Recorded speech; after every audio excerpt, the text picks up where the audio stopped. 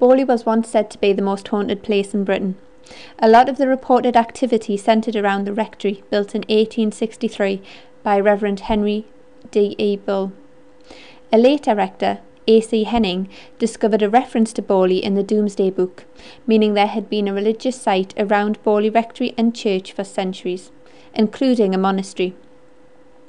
One popular story associated with the site is that in the 1300s a monk who was at Borley Monastery and a nun from a nearby convent fell in love. They planned to run away and be married. On the night in question, they were caught. The monk and courtman were both executed for this crime, and the nun was said to have been buried alive, walled up in the vaults beneath the rectory. It was the ghosts of these poor souls that are said to haunt the place today.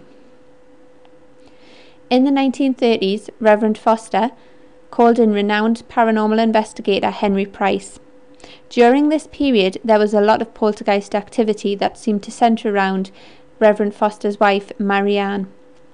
Things were said to appear out of thin air. Notes addressed to Marianne appeared on the walls.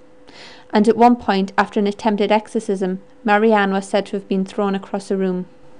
Borley Rectory was lost to fire long ago, but we decided to go down and take a look around the churchyard.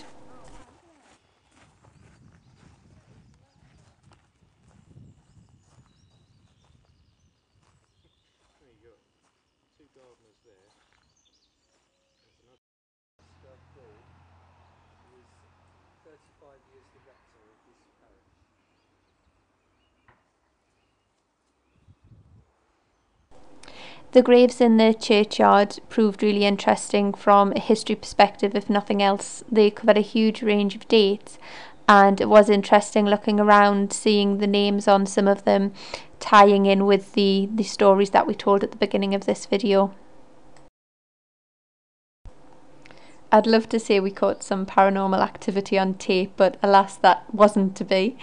The people I was visiting the site with all had an interest in the paranormal and had all kind of were familiar with different kind of paranormal events and phenomena, although none of them were really aware that much of the story when we visited.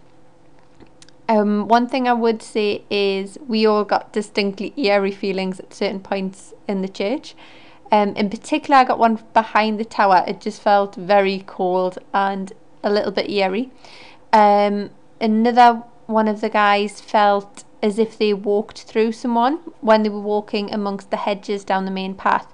This is quite interesting because, as I did most of the research before we went here, what I hadn't really told them is the fact that a lot of the photographic evidence of the nun and monk spectres is seen between the hedges, so that was quite interesting. But as with everything, you'll just have to make up your own mind, but it's certainly a nice picturesque place to visit if you happen to be on a drive on a Sunday afternoon.